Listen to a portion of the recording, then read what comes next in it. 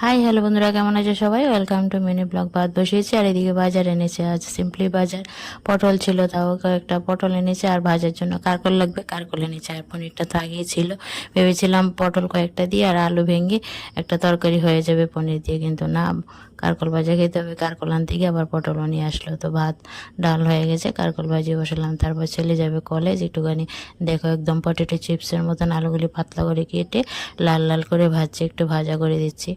ডাল তো হয়েছে, ডাল দিয়ে আলু ভাজা দিয়ে ও যাবে খেয়ে আর কি কলেজে।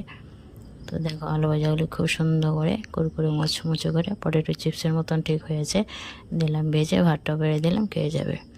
তারপর দেখো, এই জায়গায় আমি আলু আর এই যে পনিরটা ভেজে নিলাম, আর পটলগুলি এখন ভাজছি। তারপর তরকারিটা সম্বাদ দিয়ে দেবো।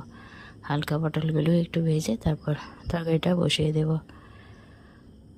তো আর সিম্পলি রান্না বান্নাই বন্ধুরা। এই তো তরকারিতে ঝোল দিয়ে দিলাম, আলু পটল পনির সব কিছু ভেজে ঝোল দিয়ে দিলাম। ঝোলটা ফুটবে, একটু নাড়াচাড়া দিলাম।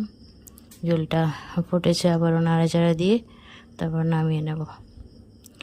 তো বন্ধুরা, আজ নিরামিষ রান্না বান্নাই।